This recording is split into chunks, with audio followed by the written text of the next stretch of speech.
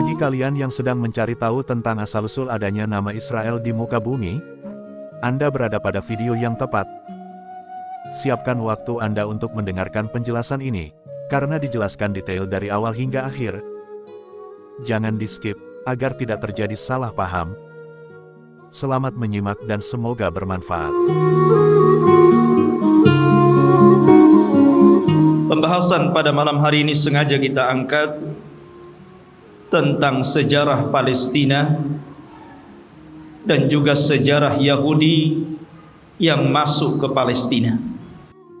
Karena sesungguhnya orang-orang Yahudi itu bukan orang-orang yang berhak mendapatkan tanah itu, karena mereka datang belakangan. Kita wajar menilai bahwa orang-orang Nasrani membantu orang-orang Yahudi demi terciptanya negara Israel Raya, karena masing-masing punya kepentingan. Orang-orang Yahudi berkepentingan bahwa di Israel ini, maksudnya di Palestina, tepatnya di Masjidil Aqsa, mereka meyakini bahwa disitulah Haikal Sulaiman. Dan Haikal itu maksudnya tempat yang dulu pernah dibangun oleh Nabi Sulaiman. Mungkin semacam masjid bagi orang Islam seperti itu. Dan tidak besar, hanya beberapa meter kali beberapa meter saja. Dan orang-orang ini berusaha untuk menggali situs-situs itu dan ingin mendirikan kembali Haikal Sulaiman dan merobohkan Masjidil Aqsa, karena mereka punya keyakinan kalau Haikal ini terbangun, maka inilah puncak kejayaan orang-orang Yahudi dan akan menguasai dunia menurut keyakinan mereka. Lalu apa ikut campur tangan orang-orang Nasrani? Kenapa orang-orang Nasrani membantu orang Yahudi? Bukankah ini kepentingan Yahudi? Karena Nasrani juga memiliki kepentingan yang sama. Sama-sama bercita-cita, bermimpi ingin menguasai dunia dengan terbangunnya Haikal Sulaiman ini. Karena menurut keyakinan orang-orang Nasrani, apabila Haikal Sulaiman ini sudah terbangun, maka Isa bin Maryam akan turun dan akan menguasai dunia dan akan memimpin orang-orang Nasrani. Jadi orang Nasrani ini memanfaatkan orang Yahudi, dan orang Yahudi juga memanfaatkan orang-orang Nasrani. Keyakinan kaum muslimin juga sama. Karena Nabi SAW pernah mengatakan, Imaratul Baitil Maqdis kharabu Yathrib. Kelak bahwa Baitul Maqdis akan menjadi pusat kekuatan kaum muslimin ketika Allah bangkitkan Al-Mahdi Al-Muntadha Muhammad bin Abdullah, dan akan menguasai dunia. Jadi rupanya tiga agama ini punya kepentingan masing-masing. Yahudi punya kepentingan, Nasrani punya kepentingan, dan tentunya kita kaum muslimin juga punya kepentingan. Sama-sama bermimpi akan menguasai dunia. Tapi bagi umat Islam ini bukan mimpi, tapi ini sebuah kenyataan. Nabi SAW yang bersabda bahwa kelak kekuatan kaum muslimin akan menyatu di Syam, tepatnya di Palestina. Ma'asyiral muslimin rahimani wa rahimakumullah. Maka kita akan angkat sejarah Palestina dan juga sejarah orang-orang Yahudi ini. Sebelum saya angkat sejarah ini, saya ingin menjelaskan tentang fadail Palestina dulu, keutamaan negeri Palestina ini. Negeri Palestina, ikhwan, di situ ada satu kiblat yang dijadikan kiblat pertama dalam Islam. Karena ketika Nabi SAW salat, di awal salat sebelum Allah Subhanahu wa taala memalingkan kiblat, maka kiblatnya Rasul dan para sahabat menuju Baitul Maqdis. Barulah setelah kemudian Nabi SAW berdoa kepada Allah agar kiblat itu dialihkan ke Masjidil Haram, turunlah ayat qad nara taqalluba wajhika fis sama falanuwalliyannaka kiblatan tardaha fawalli wajhaka syatral Masjidil Haram. Baru setelah turun ayat ini, maka Nabi SAW kemudian menyuruh seluruh kaum muslimin sejak hari itu, bahkan sampai hari ini, bahkan sampai kiamat dibangkitkan, bahwa kiblat kita telah dirubah dari kiblatnya orang-orang Yahud menjadi kiblat kaum muslimin ke Baitullah Al-Haram. Dari sini menunjukkan bahwa ada sejarah bahwa Baitul Maqdis yang ada di Palestina adalah kiblatnya kaum muslimin. Dan Nabi SAW pernah di-Isra' Mi'rajkan oleh Allah dan sempat salat di Baitul Maqdis, bahkan menjadi imam bagi para nabi. Kemudian ikhwatu fiddin yang dimuliakan Allah Azza wa Jalla, negeri Palestina ini adalah negerinya para nabi dan rasul. Negeri ini adalah negerinya para nabi dan rasul. Negerinya Ibrahim alaihi salatu wassalam, negerinya Ishak, negerinya Ya'qub, negerinya Ismail dilahirkan di situ walaupun kemudian hijrah ke Mekah. Negerinya Daud alaihi salatu wassalam, negerinya Nabi Yusuf, negerinya Sulaiman, negerinya Yahya, dan para nabi banyak diutus di negeri ini. Jadi negeri ini adalah negerinya para nabi. Bahkan sebagian para nabi dikubur di sini. Seperti Ibrahim alaihi salatu wassalam dikubur di Khalil, Palestina. Kemudian juga Nabi Yusuf alaihi salatu wassalam dahulu dikubur di Mesir, tapi kemudian jasadnya dibawa ke Palestina dan dikubur di Palestina. Kemudian juga kuburannya Nabi Ishak alaihi salatu wassalam, kuburannya Nabi Ya'qub, Nabi Harun, Nabi Musa, seluruh para nabi ini dikubur di Palestina. Jadi ini memang negerinya para nabi, ikhwan. Negeri yang sangat suci, negeri tersuci ketiga setelah Mekah, Madinah, kemudian Syam. Dan Nabi SAW pernah bersabda, Tuba lisyam, Tuba lisyam, Tuba lisyam. Kata Nabi SAW, beruntung orang-orang Syam itu, beruntung orang-orang Syam itu, beruntung orang-orang Syam itu. Kemudian sahabat bertanya, kenapa wahai Rasul?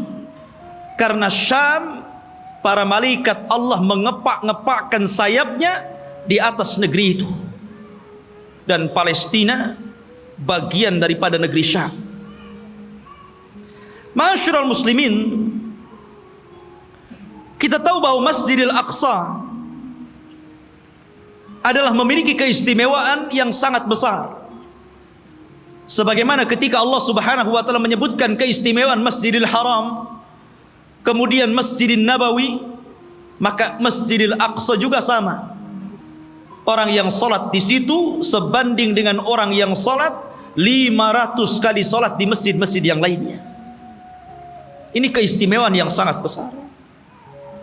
Bahkan para nabi, para ulama, orang-orang saleh banyak berziarah ke masjid ini. Negerinya para ulama, negerinya kitab-kitab. Banyak para ulama yang kemudian terlahir di negeri Palestina. Kita tahu bahwa Imam Syafi'i lahir di mana? Di Gaza, Gaza Palestina. Di sana ada Al-Asqalan. Kita kenal dengan Al-Imam Ibnu Hajar Al-Asqalani. Asqalan Palestina. Jadi banyak para ulama dunia, bukan ulama kecil, ulama dunia, itu lahir di Palestina. Bahkan Nabi SAW melarang tidak boleh safar dalam rangka ibadah kecuali di 3 tempat: Masjidil Haram, Masjid Nabawi, dan Masjidil Aqsa. Kata Rasul, la tushaddur rihal illa ila thalathati masajid. Tidak boleh kalian melakukan safar dalam rangka ibadah kecuali di 3 masjid ini. Salah satunya Masjidil Aqsa. Bahkan Nabi SAW pernah berdoa, Allahumma barik lana fi syamina wa barik lana fi yamanina. Ya Allah, berkahi negeri Syam kami. Ya Allah, berkahi negeri Yaman kami. Di sini Rasul mendahulukan Syam kemudian Yaman, menunjukkan bahwa Syam lebih utama dibandingkan Yaman. Ini menunjukkan bahwa Syam negeri yang penuh berkah, Rasul yang mendoakan. Kemudian juga ikhwatu fiddin yang dimuliakan Allah Azza wa Jalla, para sahabat Nabi SAW banyak yang hijrah ke negeri Palestina, berziarah ke sana.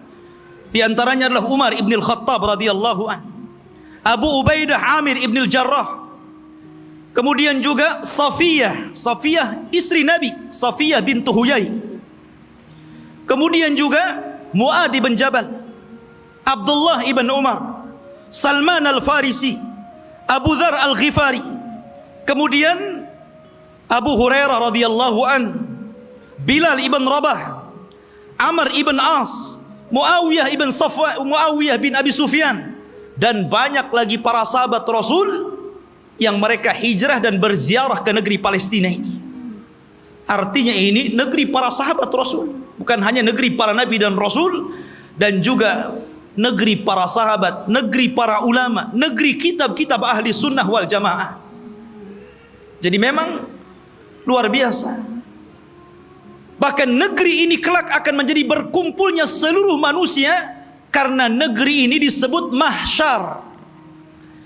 Di antara tanda-tanda kiamat, akan muncul api dari Hadraul Maut, kemudian akan menggiring manusia dan mengumpulkan di Syam. Saat itulah kiamat dibangkitkan. Masyarul muslimin, dan banyak lagi kalau kita bercerita tentang keutamaan Palestina. Lalu sejarahnya, kapan negeri ini memiliki penduduk dan manusia? Apakah orang-orang Yahudi yang mengklaim bahwa mereka adalah memiliki tanah Palestina dan sekitarnya, ataukah siapa? Disebutkan ikhwatu fiddin dalam sejarah, baik sejarah yang dicatat oleh para ulama Islam ataupun sejarah yang dicatat Barat. Bahkan sejarah ini juga tertera dalam perjanjian lama, Taurat, bahwa dahulu yang menghuni negeri tersebut bukan Yahudi. Yahudi itu jauh datang belakangan. Ya. Bagaimana mungkin kemudian Yahudi mengklaim bahwa itu adalah tanah mereka? Mereka datang belakangan. Mereka adalah umat yang terusir dari Mesir. Orang-orang Yahudi hidup di Mesir dari Bani Israel. Kemudian dibawa hijrah oleh siapa? Musa. Nabi Musa alaihi salatu wassalam yang membawa Bani Israel sampai ke Palestina. Jadi mereka itu datang belakangan. Lalu siapa yang pertama kali? Menurut situs sejarah ada yang mengatakan bahwa orang-orang yang menempati negeri itu adalah satu kabilah yang bernama Kan'aniyun. Kan'aniyun ini kabilah keturunan dari Syam, Syam ibn Nuh alaihi salatu wassalam. Artinya ini kabilah dari Jazirah Arab. Jadi orang Arab yang pertama kali memiliki tanah itu. Ya. Jadi dahulu ketika terjadi qahat, terjadi paceklik yang luar biasa di Jazirah Arab, sehingga banyak kelaparan dan meninggal, maka kemudian mereka mencari tanah untuk hidup, karena mereka sudah tidak bisa hidup lagi di Jazirah Arab. Maka mereka pun berhijrah sampailah ke negeri yang hari ini disebut dengan Palestina. Jadi mereka adalah kabilah Kan'aniyun. Kabilah Kan'aniyun, kabilah dari Arab. Dan mereka memiliki beberapa kabilah. Ada namanya kabilah Amuriyun. Kabilah Amuriyun ini kabilah yang hidup di lembah-lembah di Palestina. Kemudian ada kabilah namanya Yaguthiyun.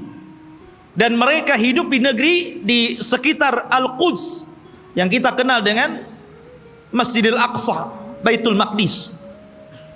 Kemudian adapun Kan'aniyun, maka mereka hidup di satu daerah yang bernama Arihah, dan Arihah adalah kota tertua di dunia.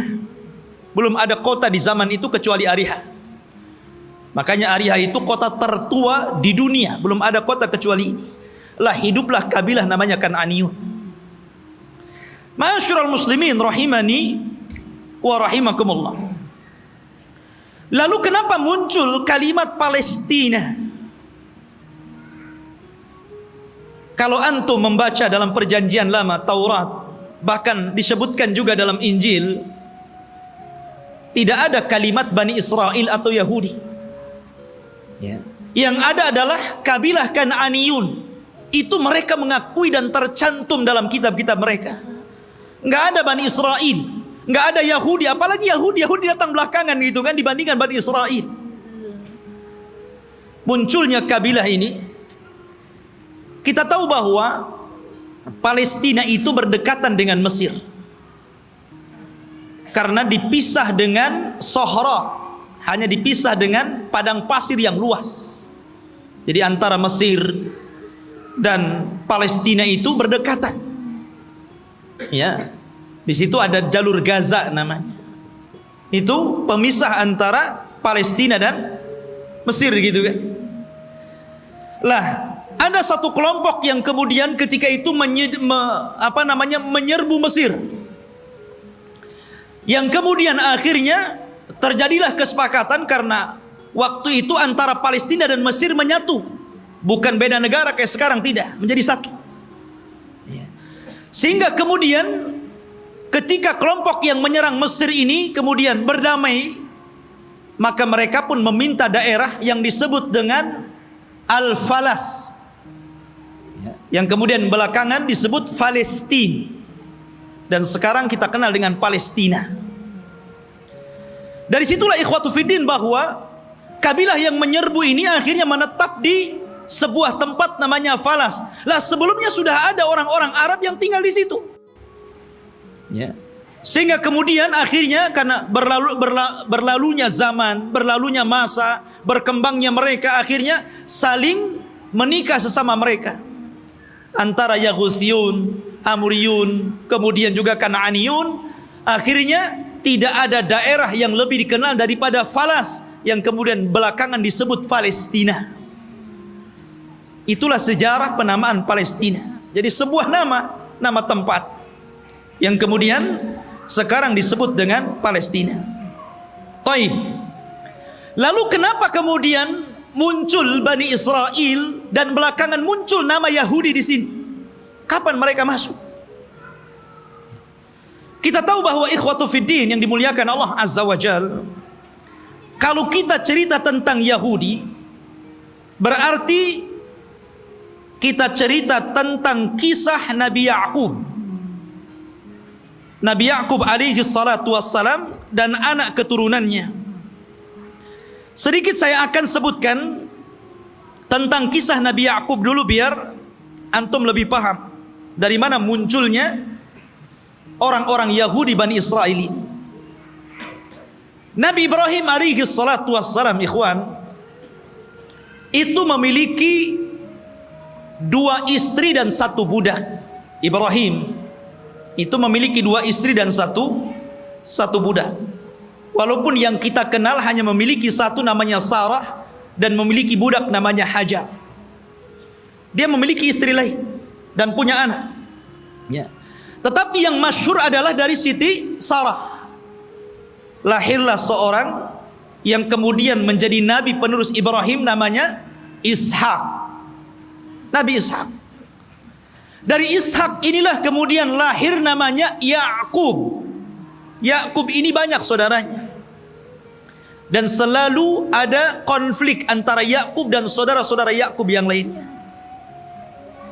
Lah Ya'qub ini anak Ishak yang paling saleh, yang kemudian menjadi penerus Ishak, menjadi nabi juga, Nabi Ya'qub namanya. Sehingga dia terkadang di malam hari selalu menyendiri, selalu pergi di malam hari. Dalam bahasa Arab, pergi di malam hari itu namanya Isra. Makanya ada Isra, ada Mi'raj. Isra itu perjalanan malam yang ditempuh Rasul dari Masjidil Haram ke Masjidil Aqsa. Ya. Kemudian karena Yakub ini selalu berjalan tengah malam, makanya kemudian dia pun disebut Israil. Karena Isra itu diambil dari suka berjalan tengah malam. Tapi ada juga yang mengatakan Isra itu artinya abdun dan il itu adalah Allah. Jadi artinya Abdullah. Karena Yakub itu selalu beribadah kepada Allah Subhanahu wa taala, maka orang-orang di zaman itu karena menggunakan bahasa Ibrani menyebutnya sebagai Israil. Jadi penamaan Israil itu dari siapa? Nabi Yakub. Ya. Dan Nabi Yakub alaihi salatu wassalam itu memiliki 4 istri. 2 sah dan 2 budak. Maksudnya yang 2 sah istri dia dan 2 budak, dan semuanya melahirkan anak, sehingga jumlahnya menjadi 12. Lah dari salah satu istri Nabi Yakub namanya Rahil, lahirlah seorang nabi yang kelak akan meneruskan Yakub kenabiannya, namanya Yusuf, dan juga saudaranya namanya Binyamin. Kita tahu bahwa sejarah ini ma'ruf, sering diceritakan kan. Yusuf dizalimi saudara-saudaranya, akhirnya kemudian dibuang ke sumur, kemudian dipungut oleh para pedagang, sampailah di Mesir, kemudian dibeli oleh para pejabat Mesir, kemudian belakangan menjadi bendaharawan Mesir. Dari sinilah kemudian Yusuf memborong seluruh keluarganya dari Palestina menuju Mesir. Tidak ada satupun keturunan Yakub yang tinggal di Palestina. Semua berangkat ke Mesir. Ya. Tidak ada satupun. Jadi 12 saudara Nabi Yusuf itu semuanya berangkat ke Mesir. Dan ditampung oleh Nabi Yusuf alaihi salatu wassalam karena dia telah menjadi pejabat besar di Mesir. Bendaharawan. Dan sangat dihormati oleh kerajaan Mesir ketika itu. Lah selama Nabi Yusuf hidup, maka Yakub dan anak-anaknya diberikan sebuah daerah, kemudian mereka hidup di situ. Dan mereka mendapatkan fasilitas yang luar biasa disebabkan oleh Nabi Yusuf alaihi salatu wassalam. Maka beranak pinaklah orang-orang ini yang kemudian keturunan dari 12 putra Yakub disebut Bani Israil. Keturunan Israil, Nabi Yakub. Selama mereka berada di Mesir dan Nabi Yusuf masih hidup, mereka dihargai. Mereka hidup senang, hidup mewah. Mereka berkembang biak luar biasa. Tapi setelah Nabi Yusuf alaihi salatu wassalam meninggal dunia, mulailah kemudian Mesir menekan mereka. Mulailah suku Kipti, suku terbesar ketika itu yang menguasai Mesir, rajanya namanya Fir'aun, mulailah menjajah Bani Israel ini. Belakangan kemudian Bani Israel menjadi budaknya Fir'aun. Budaknya Fir'aun. Tertindas mereka. Karena tertindas inilah, maka kemudian Allah Subhanahu wa ta'ala utus kepada mereka secara singkat siapa? Nabi Musa. Nabi Musa diutus kepada mereka menjadi Rasul Bani Israel dan untuk mendakwahi Fir'aun. Dan subhanallah ikhwan, kita tahu bahwa di zaman Bani Israel diutusnya Nabi Musa alaihi salatu wassalam kepada mereka, Bani Israel ini menyaksikan 9 mukjizat besar di hadapan mereka dengan mata mereka sendiri. Ketika mukjizat itu turun kepada bangsa Fir'aun, orang-orang Bani Israel juga melihat. Dan 9 mukjizat itu disebutkan di dalam Al-Quranul Karim. Yang pertama, mukjizat yang kita dikenal dengan Hajar, batu. Batu yang mengeluarkan 12 mata air. Dan Allah Subhanahu wa taala mengatakan, wa idistasqa Musa liqaumihi faqul nadrib bi asakal hajar fanfajarat minhu isnata asyrata ainan. Dan ketika Bani Israel meminta hujan kepada Nabi Musa karena mereka sudah kehausan, tidak ada air, maka Allah Subhanahu wa taala firmankan, pukullah wahai Musa batu itu. Maka dipukullah oleh Musa batu tersebut, tiba-tiba memancar 12 mata air. Mukjizat. Dari sini mereka menyaksikan mukjizat ini. Tapi Bani Israel ini, ikhwan, adalah orang yang sangat keras kepala. Nanti kita akan sebutkan bagaimana keras kepalanya orang ini. Ya. Kemudian yang kedua, mereka menyaksikan bagaimana terbelahnya lautan. Betul-betul menyaksikan itu, dan mereka melewati lautan. Ketika Fir'aun mengejar-ngejar Nabi Musa dan Bani Israel yang lari dari Mesir ke Palestina, kemudian mereka dihadang oleh lautan besar, maka Allah Subhanahu wa taala mengatakan, fa auhayna ila Musa anidrib bi asakal bahra. Dan kami wahyukan kepada Musa agar memukul dengan tongkatnya lautan. Fanfalaka fakana kullu firqin kataudil adhim. Maka kemudian tiba-tiba lautan terbelah menjadi 12 jalan. Kenapa 12 terus? Karena memang Nabi Musa alaihi salatu wassalam membawahi 12 kabilah Bani Israel. Jadi mereka dikasih satu-satu. Mata air satu kabilah satu. Ketika memukulkan lautan juga dibuat 12 jalan. Jadi masing-masing kabilah berjalan sendiri-sendiri. Mereka menyaksikan itu. Ya. Kemudian juga menyaksikan tongkat. Ketika Nabi Musa alaihi salatu wassalam berduel dengan tukang-tukang sihir Fir'aun, maka Allah Subhanahu wa taala katakan, fa'alqa asahu fa idza hiya thu'ban mubin. Fa'alqi asah. Maka Musa pun kemudian melemparkan tongkatnya, tiba-tiba tongkat itu menjadi ular yang sangat besar. Bani Israel menyaksikannya, menyaksikan bagaimana tongkat Musa berubah menjadi ular besar dan memakan ular-ular kecil tukang-tukang sihir Musa, tukang-tukang sihir Firaun. Kemudian juga kekurangan makanan dan hilangnya buah-buahan,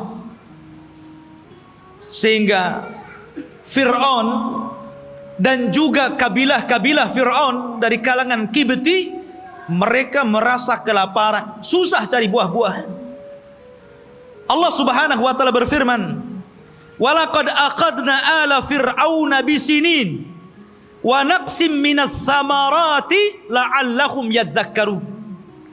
Dan ingatlah ketika kami memberikan hukuman kepada keluarga Fir'aun dan juga para pengikutnya dengan kekeringan yang berkepanjangan dan kurangnya buah-buahan, agar mereka mau kembali ke jalan yang benar. Dan Bani Israel menyaksikan ketika orang-orang Fir'aun kelaparan, mereka justru kekenyangan. Ini mukjizat. Ya.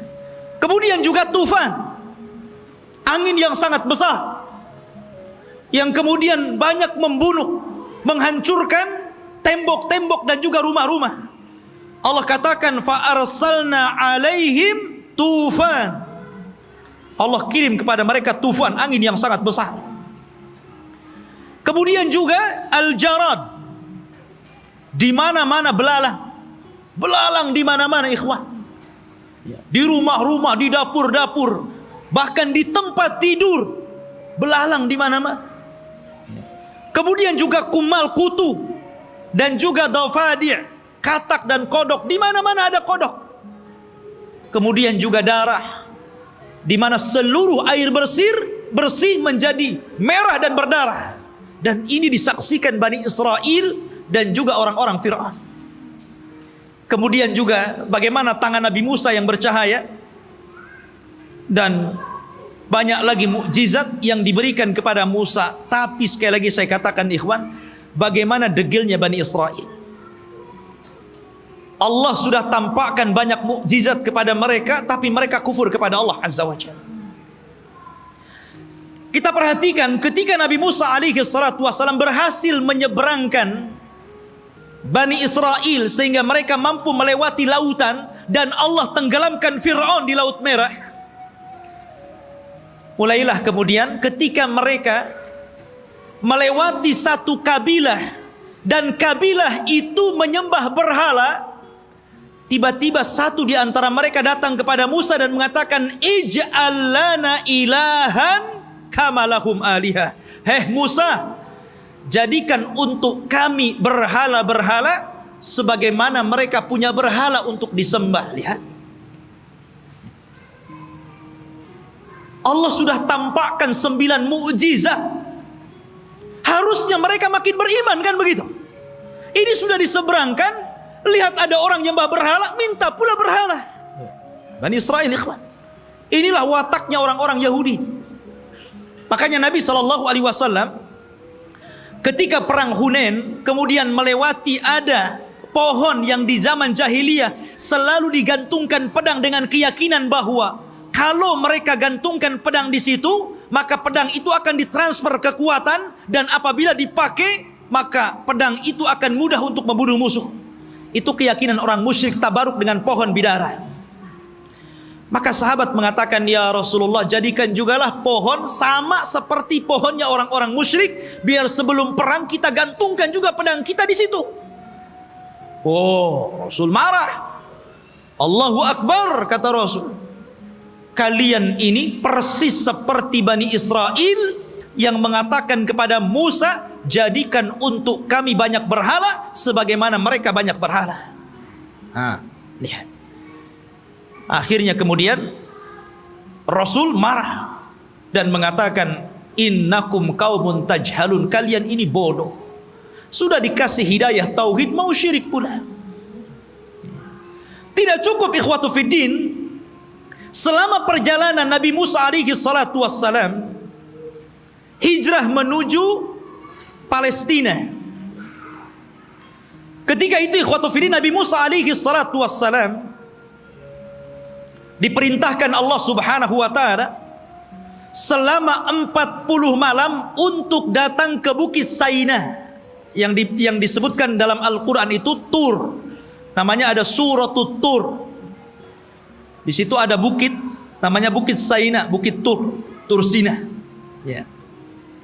Maka Nabi Musa meninggalkan Bani Israel dan menyerahkan kepada saudaranya Harun. Jadi Harun itu sebagai wakil Musa supaya menjaga akidah Bani Israel, karena dia akan diturunkan kitab termulia pertama yang Allah turunkan, namanya Taurat. Nabi Musa berangkat menuju Tur, kemudian Allah turunkan Taurat dan Allah catat Taurat dengan tangannya. Satu-satunya kitab yang dicatat oleh Allah langsung adalah Taurat. Maka Musa pun kemudian membawa Taurat itu pulang. Sesampainya di Bani Israel, marah Musa. Kenapa? Rupanya Bani Israel yang dulu menyembah Allah, tiba-tiba mereka berubah menjadi penyembah patung sapi, namanya Samiri. Bayangkan, ditinggal 40 hari bisa kufur. Padahal mereka sudah melihat 9 mukjizat besar. Bani Israel ya. Mereka sudah melihat 9 mukjizat, hanya ditinggal 40 hari oleh Nabi Musa bisa kafir. Menyembah Samiri, patung sapi. Maka kemudian Nabi Musa marah kepada siapa? Kepada Harun.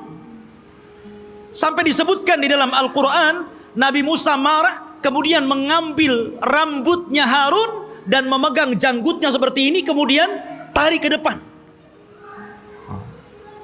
Kalau antum nggak ada janggutnya susah lah. Pegang kepala, pegang janggut, kemudian ditarik sama Musa. Maka Nabi Harun mengatakan, ya bena la ta'khud bilihyati wa bira'si. Wahai anak saudara, maksudnya saudara kandung, jangan kau ambil kepala dan janggutku.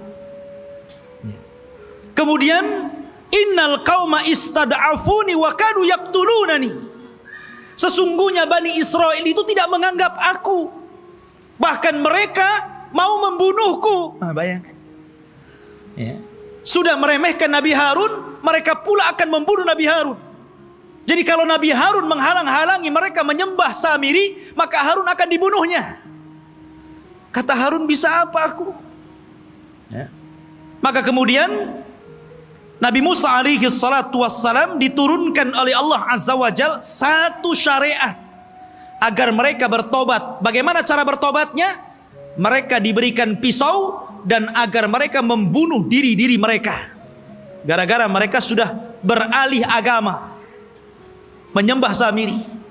Dan Allah Subhanahu wa taala katakan, "Wa idz qala Musa liqaumihi ya qaumi innakum zalamtum anfusakum bittikhadikumul ijla fatubu ila bari'ikum faqtulu anfusakum." Dan ketika Musa berkata kepada kaumnya, "Hei kaumku, kenapa kalian mendolimi diri kalian? Kenapa kalian berubah keyakinan kalian? Kalian sembah Samiri, patung sapi itu. Maka bertobatlah kalian kepada Allah dengan cara bunuhlah diri-diri kalian." Lihat, tobatnya zaman dulu ngeri, Pak. Ya, ini tobatnya zaman dulu. Kalau orang sekarang enak tobatnya kan. Orang muslim kemudian murtad, tinggal balik lagi syahadat. Orang dulu nggak kayak gitu ya. Kalau murtad ambil pisau bunuh. Untung antum jadi umatnya Rasul. Ini umatnya Nabi Musa berat.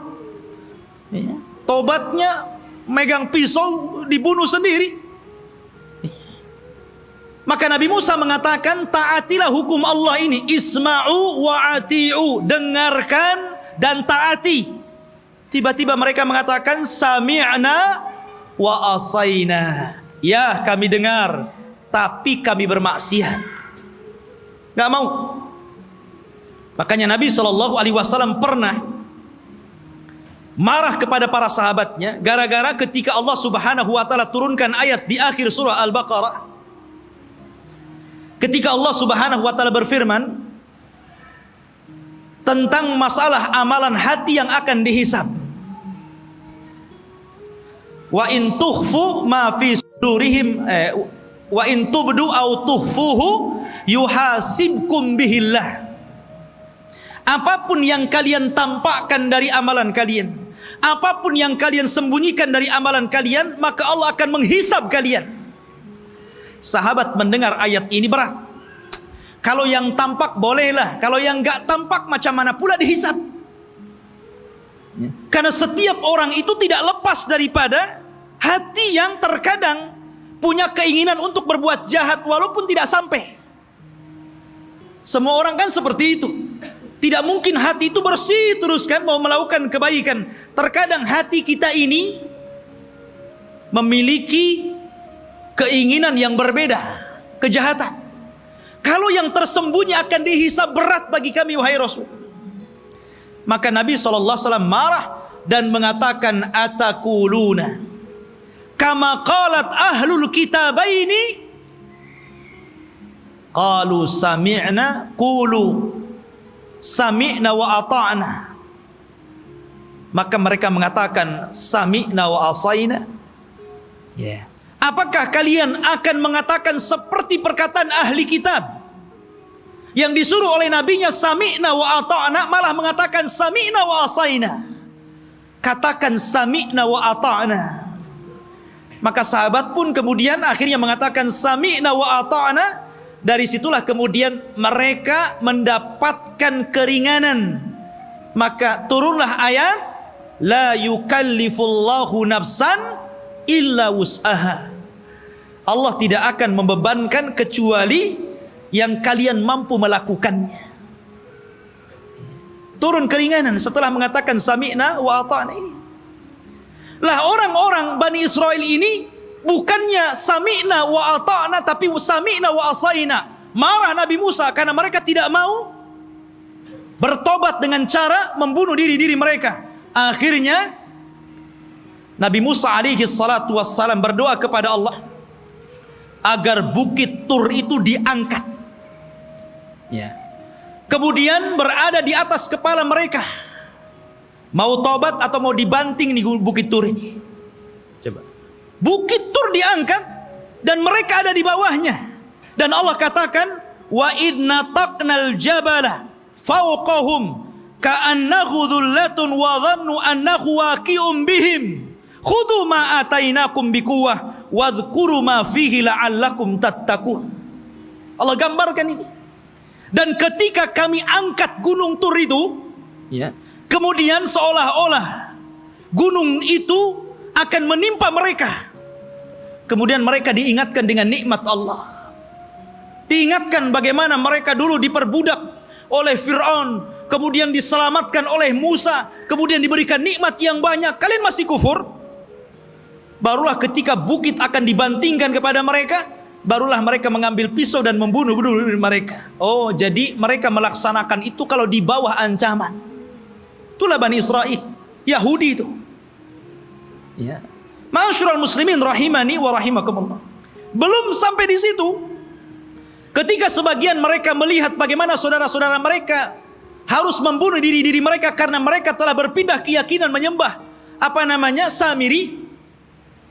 Rupanya yang melihat kejadian itu juga tidak mau bertobat, tetap juga kufur. Suatu ketika mereka meminta kepada Nabi Musa alaihi salatu wassalam untuk diturunkan maidatan minas sama. Makanan tetapi langsung yang membuat Allah dan diturunkan dari langit. Bisa bayangkan coba. Minta makanan tapi diturunkan dari langit. Apakah kemudian keinginan mereka ditolak? Tidak. Keinginan mereka dikabulkan. Subhanallah. Akhirnya diturunkan makanan namanya manna wassalwa. Manna, diturunkan makanan itu jatuh dari langit, kemudian bergantungan di pohon-pohon. Maka mereka tinggal naik, tinggal diambil makanan itu. Kemudian salwa, sejenis daging burung. Enak makanannya. Gimana enggak enak, langsung dari langit makanannya. Ya. Subhanallah. Akhirnya ikhwatu fiddin, mereka bosan. Asing makan itu saja, bosan akhirnya. Ya. Kemudian akhirnya karena bosan, maka mereka meminta kepada Nabi Musa alaihi salatu wassalam ingin sayur mayur. Bosan dengan ini katanya. Saya ingin sayuran, ada bawang merah, ada bawang putih. Bayangkan. Ya. Sehingga mereka mengatakan wa id qultum ya Musa lan nasbiru ala ta'amin wahid. Dan ketika kalian berkata kepada Nabi Musa, "Hei Musa, kami tidak sabar dengan satu makanan ini saja. Saya minta makanan yang lain." Ya. Akhirnya mereka meminta kepada Nabi Musa itu sayur mayur, mimbakliha wa kithaiha wa fumiha wa adasiha wa basaliha. Ya Allah, dikasih makanan enak, mau makanan yang enggak enak. Maka Allah Subhanahu wa taala mengatakan, ya, atastabdiluna alladhi huwa adna billadhi huwa khair ihbitu misra. Kenapa kalian memilih makanan yang gak enak dan membuang makanan yang enak? Kalau hanya ingin sayur mayur, bawang-bawangan, sana ke Mesir. Antum tinggal pergi ke kota, beli ada. Kenapa mesti harus kemudian diturunkan dari langit? Degilnya Bani Israel. Ya. Sudah Allah Subhanahu wa ta'ala utamakan mereka, tetap saja mereka kufur kepada Allah Subhanahu wa ta'ala. Bahkan suatu ketika ikhwatu fiddin, ini masih di tengah perjalanan hijrah mereka sampai ke Palestina ini, di sepanjang jalan mereka itu diperlihatkan mukjizat yang banyak. Akhirnya suatu ketika ada salah seorang terbunuh. Kemudian Allah Subhanahu wa taala mewahyukan kepada Nabi Musa agar memotong seekor sapi betina. Kemudian dipukulkan dagingnya kepada orang yang mati, maka dia akan hidup sesaat dan akan menyebut siapa pembunuhnya. Tapi orang Bani Israel ini tidak mau melaksanakan dan mengira itu adalah olok-olokan dari Musa. Gimana Musa ini? Kita ini mencari siapa yang membunuh orang ini. Kenapa disuruh menyembelih seekor sapi? Apa kaitan pembunuhan dengan seekor sapi? Maka Musa mengatakan, sudah, lakukan saja. Kalau mereka melakukan, selesai sebenarnya. Tapi mereka mengatakan, sapinya seperti apa? Warnanya kayak apa? Kemudian sapi ini sudah dibajak atau belum? Coba nyari yang susah. Ya. Akhirnya kemudian disifatkan tuh oleh Allah Subhanahu wa taala bagaimana sapinya. Sapinya safraun faqiul launuha tasurrun nadhirin. Warnanya harus kuning mengkilat. Yang kalau orang lihat itu senang. Kan belum tentu ada orang senang. Ini harus senang kalau orang-orang melihat. Susah juga kan? Ya. Awanun baina dzalik. Harus enggak boleh tua, enggak boleh muda. Ya. La dalulun fihi wala, dan tidak juga pernah dipekerjakan, artinya tidak pernah dijadikan untuk membajak sawah dan kebun. Pokoknya sulit. Makanya Allah mengatakan hampir-hampir mereka tidak mendapatkan sapi itu. Bukan tidak ada sapinya, ada sapinya. Tetapi mereka tidak sanggup menebusnya karena Allah takdirkan sapi itu yang punya anak yatim. Kemudian karena itu satu-satunya warisan dari orang tuanya, anak yatim yang saleh dari keluarga yang saleh. Maka malaikat menjelma manusia, ngomong sama anak yatim itu, nak, nanti sebentar lagi ada orang yang akan menawar sapimu. Jangan kau kasih kecuali kau jual dengan seberat emas seberat sapimu. Gimana kan coba? Kumpulkan emas seberat sapi itu gimana itu? Ya. Akhirnya kemudian karena memang itulah syaratnya gitu kan, harus membeli sapi dengan seberat emas sebesar sapi, ya terpaksa orang-orang mengumpulkan apa yang diminta anak itu. Kaya anak ini kan gitu. Ya, coba. Seperti itu ta'annutnya orang-orang Bani Israel. Jadi memang aduh, orang Bani Israel ini keras kepala. Jadi antum jangan kayak Bani Israel. Keras kepala. Ya. Bahkan setelah kejadian ini betul-betul mendapatkan sapi, kemudian dipukulkan kepada orang mati dan hidup lagi, kemudian menyebut siapa pembunuhnya. Bukannya mereka bertobat dengan melihat mukjizat ini, bahkan summa qasat qulubuhum. Malah keras hatinya, ikhwan. Makin keras. Bahkan Allah mempermisalkan kalau hati ini keras, batu loh, kalau terkena tetesan air bisa bolong. Tapi hatinya Bani Israel lebih keras daripada batu. Tuh bayangkan. Itu Bani Israel. Seperti itulah orang-orang Yahudi. Akhirnya ikhwatu fiddin, setelah kemudian mereka pun berjalan jauh meninggalkan Mesir gitu kan. Ada sebuah kejadian. Mereka tersesat.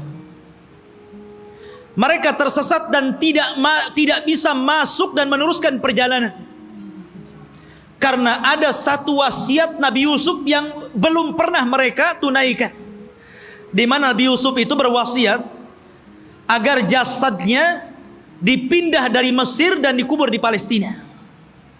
Dan ketika itu tidak ada yang tahu di mana letak kuburan Nabi Yusuf alaihi salatu wassalam kecuali seorang nenek tua.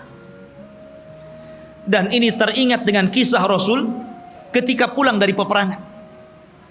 Ketika itu Nabi Shallallahu Alaihi Wasallam kehabisan bekal, kemudian singgah di salah satu perkampungan di perbatasan Madinah, perkampungan orang-orang Yahudi yang terusir dari Madinah karena berkhianat. Rupanya Rasul dijamu oleh seorang nenek Yahudi.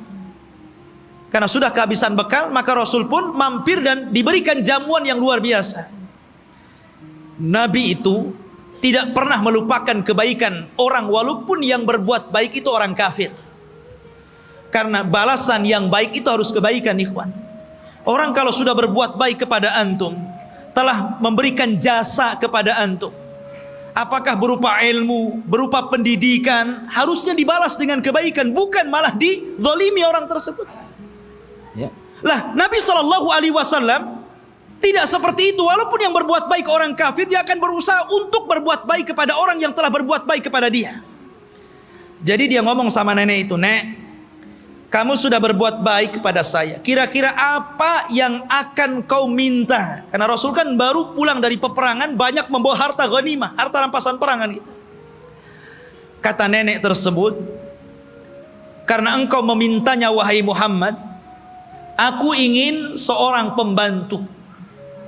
Berikan untukku pembantu agar aku bisa hidup tenang. Ada yang ngurus pembantuku. Maksudnya budak untuk membantu dirinya di rumahnya. Kata Rasul, baik, saya akan kasih. Apalagi nek? Kata nenek tersebut, aku ingin seekor unta, agar kalau kemana-mana aku tidak jalan kaki. Aku kan punya kendaraan. Dan unta di zaman itu ikhwan, kendaraan yang mewah. Makanya Rasul SAW kalau mempermisalkan sesuatu itu pasti dengan unta. Kata Rasul kepada Ali, wahai Ali, kalau lantaran lisanmu ada satu orang dapat hidayah, lebih baik daripada unta merah. Karena unta merah itu kendaraan yang termahal. Sebutkan kendaraan hari ini termahal berapa miliar harganya, triliun begitu kan. Itulah unta merah. Makanya Nabi SAW ketika menikah dengan Khadijah, maharnya itu dengan unta, ya, bukan dengan sapi, bukan dengan kambing, tapi dengan unta. Dan tidak tanggung-tanggung 20 ekor unta. Itu maharnya Rasul. Dan semuanya betina, di mana unta betina lebih mahal dibandingkan unta jantan. Anda bisa bayangkan satu unta itu, kalau antum membeli satu buah Avanza itu bisa. Berarti maharnya Rasul itu 20 mobil Avanza. Coba. Tapi saya yakin ibu-ibu paling diberi seperangkat alat sholat. Ya kan? Gak apa-apa bu, lebih senang karena apa? Kalau ada masalah dengan suaminya, kemudian terpaksa harus menggugat cerai, kan mudah mengembalikan maharnya kan? Perangkat alat sholat saja, ambil. Perangkat alat sholat saja. Tapi kalau antum kasih 2 Avanza saja, bingung tuh istri antum mau gugat cerai itu kan. Ini dikembalikan nih 2 Avanza, dari mana saya akan belikan gitu kan? Mikir dia. Ya. Nabi SAW nih memuliakan perempuan dengan unta. Maka nenek ini mengatakan, aku minta unta. Ya. Kata Rasul, mau apa lagi? Dia mengatakan, berikan kepadaku kalban yahrusu ghanami. Aku pengen anjing, supaya anjing ini bisa menjaga kambing-kambingku. Kemudian minta apa lagi? Disebutkan satu-satu, nggak berhenti-berhenti nenek ini. Ya Allah, coba yang anak datang ke rumah antum, kemudian antum kasih makan, kasih minum, oke lah, kenyang, dijamu luar biasa gitu kan. Selepas itu antum ngomong, ya sebagai balasan tolong Ustadz kasih saya Avanza, ya, kasih saya pembantu, kasih saya mesin cuci, apa kan begitu? Masa seperti itu gitu balasannya? Mahal sekali. Maka Nabi mengingatkan kepada nenek itu, heh nenek, ya, apakah engkau lemah untuk menjadi seorang nenek di zaman Bani Israel? Sahabat heran, apa maksudnya? Rasul, apa maksudnya nenek di zaman Bani Israel itu? Kita masuk dalam cerita ini. Jadi ketika Nabi Musa mencari kuburan Nabi Yusuf, tidak ada yang tahu kecuali seorang nenek di zaman Bani Israel. Dia yang tahu di mana letak kuburannya. Maka Musa mengatakan, wahai nenek, tunjukkan kepadaku di mana kuburan Nabi Yusuf. Kami akan bawa jasadnya dan kami kubur di Palestina. Kata nenek tersebut, tunggu dulu, semua ada bayarannya. Nggak main tunjuk-tunjuk saja, ada bayarannya. Kata Nabi Musa, apa bayarannya? Sebutkan. Maka nenek ini mengatakan, ya Musa, inni uridul jannah wa inni uridu ma'aka fil jannah. Wahai Musa, aku ingin sorga dan aku ingin bersama kamu di sorga. Subhanallah. Dia tidak ingin dunia. Tapi tentu ini lebih parah dibandingkan nenek di zaman Rasul kan gitu. Di zaman Rasul dunia pengen unta kasih unta, ini minta sorga lebih tinggi lagi. Masa hanya nunjukkan kuburan Nabi Yusuf minta sorga? Ya Musa diam sajalah. Dia tidak punya sorga, apa yang mau dibuat? Akhirnya Musa diam sampai Allah mengutus Jibril kemudian mengatakan, "Ya Musa, Allah mengabulkan permintaan nenek itu." Baru Musa bersuara, "Ya, kalau begitu engkau akan jadi kawanku di sorga. Sekarang cepat tunjukkan di mana kuburannya." Ya, akhirnya ditunjukkan kuburannya, dibawalah Nabi Yusuf, jasadnya sampai akhirnya dikuburkan di Palestina. Ya kan? Ma'asyiral muslimin rahimani wa rahimakumullah. Kemudian ketika Nabi Musa alaihi salatu wassalam sudah dekat ke Baitul Maqdis, maksudnya ke daerah Palestina, sudah mendekati daerah Palestina ini, berada di tengah padang pasir. Karena saya katakan antara Mesir dan Palestina ini terpisah dengan padang pasir yang luas sekali. Jadi Musa ini tersesat akhirnya. Tapi kemudian Nabi Musa mendapatkan jalan setelah membawa jasadnya Nabi Yusuf dan hampir mendekati Palestina. Lah di Palestina itu, di negeri Arya, kan saya katakan dari awal sebelumnya sudah ada manusia di situ. Dari Kanaaniyun, Yaguthiyun, Amuriyun, sudah ada orang-orang di situ. Sudah menguasai Palestina, sehingga Musa tidak mungkin membawa Bani Israel begitu saja, harus berperang dulu dengan penduduk asli di situ. Ya. Maka kemudian Nabi Musa alaihi salatu wassalam meminta kepada Bani Israel untuk siap-siap perang. Kita akan rebut Baitul Maqdis. Siap-siap kalian. Kita akan menyerbu mereka. Maka mereka mengatakan, setelah Nabi Musa menyebutkan, wa idh qala Musa liqaumihi ya qaumi dzkuru ni'matallah alaikum ija'ala fikum anbiya wa ja'alakum mulukan wa atakum ma lam yu'ta ahadan minal alamin. Ketika Musa berkata, "Hei kaumku, ingatlah nikmat Allah, bagaimana dahulu kalian menjadi budak di Mesir, kemudian diutus kepada kalian nabi, kemudian dijadikan kepada mereka raja yang memimpin kalian." Disebutkan nikmat yang banyak. Kemudian Musa mengatakan, "Ya qaumi dkhulul ardal muqaddasata allati kataballahu lakum wala tartaddu ala adbarikum fatanqalibu khasirin." Di hadapan kalian ada negeri yang disucikan. Masuklah kalian ke negeri itu, karena negeri itu telah ditulis oleh Allah Subhanahu wa taala untuk kalian. Jangan mundur sedikit pun. Kalau kalian mundur, kalian akan menjadi orang yang rugi. Kita akan perang. Tapi mereka mengatakan apa? Qalu ya Musa, inna fiha qauman jabbarin. Nabi Musa, kamu kan tahu, negeri itu banyak jabbarin, banyak para pemimpin hebat, banyak para pemimpin bengis.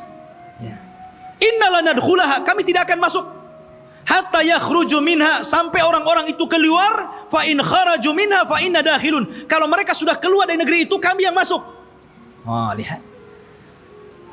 Kata Nabi Musa alaihi salatu wassalam, ada dua orang laki-laki yang diberikan nikmat oleh Allah Azza wa Jalla. Qala rajulan minal ladzina yakhafuna an amallahu alaihima, dari orang-orang yang takut kepada Allah, Allah berikan nikmat kecerdasan kepada dua orang itu, dan mengatakan, udkhulu alaihimul bab fa idza dakhaltumuhu fa innakum ghalibun wa 'alallahi fatawakkalu in kuntum mu'minin. Sudah, kalian siap-siap saja, kita akan masuk ke negeri itu, kalian pasti menang, dan tambatkan hati kalian kepada Allah Subhanahu wa taala.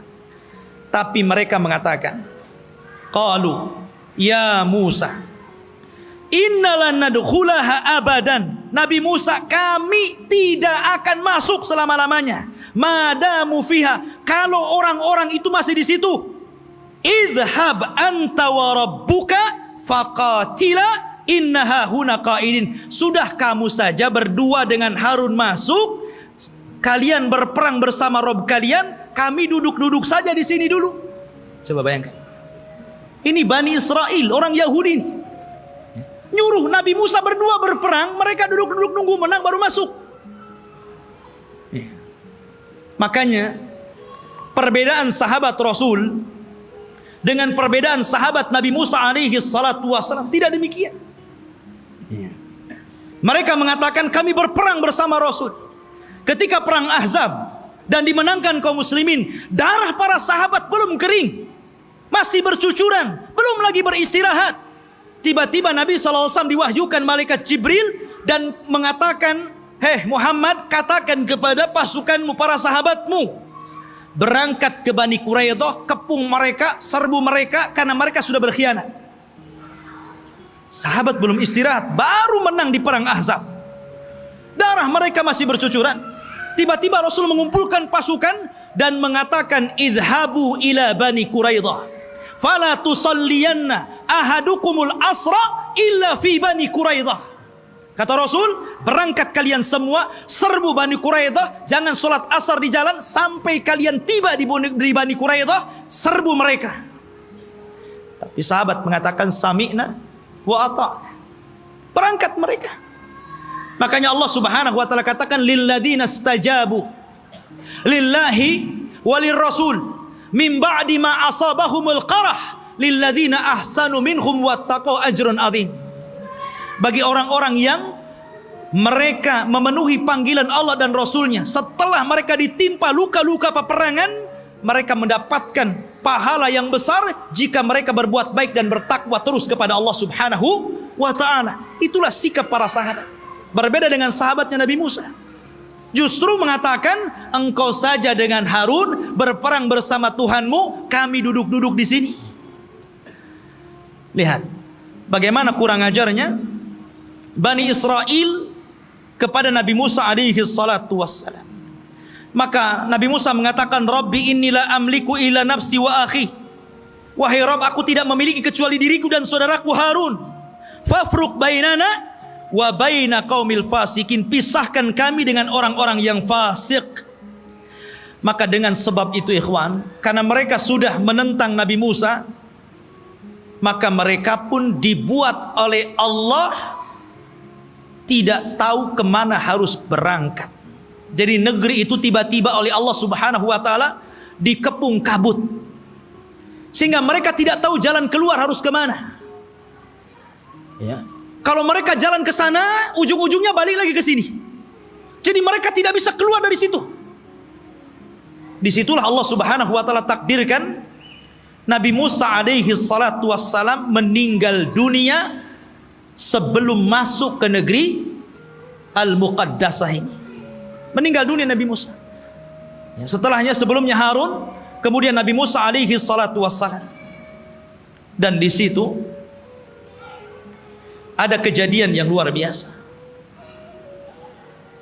Nabi Musa alaihi salatu wassalam difitnah oleh Qarun. Difitnah oleh Qarun. Ya. Dan kisah Qarun ma'ruf. Akhirnya belakangan ditenggelamkan oleh Allah Subhanahu wa taala ke dasar bumi dengan hartanya. Sehingga ada istilah harta Qarun katanya. Tapi yang jelas bahwa Nabi Musa meninggal dunia, dan ketika itu digantikan oleh pembantunya namanya Yusha ibn Nun. Akhirnya dia pun diangkat menjadi nabi. Yusha bin Nun ini adalah kawannya Nabi Musa dan juga pembantunya. Dialah yang menemani Nabi Musa ketika mencari Khidir. Kemudian Nabi Musa belajar kepada Khidir.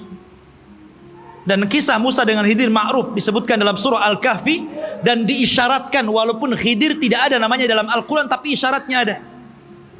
Tapi yang jelas bahwa Yusha bin Nun lah yang kemudian berhasil membawa Bani Israel dan masuk ke Baitul Maqdis. Allah menangkan dalam peperangannya. Jadi Nabi Yusha inilah yang membawa pasukan, kemudian berperang dan berhasil menguasai Baitul Maqdis. Dari sini menunjukkan bahwa Bani Israel ini mereka menjajah, bukan asli situ. Mereka datang dari Mesir dengan Nabi Musa, kemudian Nabi Musa meninggal, diganti oleh Yusha bin Nun, kemudian merebut Palestina, dan mereka menjadi tinggal di situ. Jadi Palestina bukan milik orang Yahudi, mereka yang menjajah di situ. Ya. Barulah kemudian Yusha bin Nun masuk ke Masjid Al-Aqsa yang sekarang disebut dengan Baitul Maqdis, sekarang Masjid Al-Aqsa.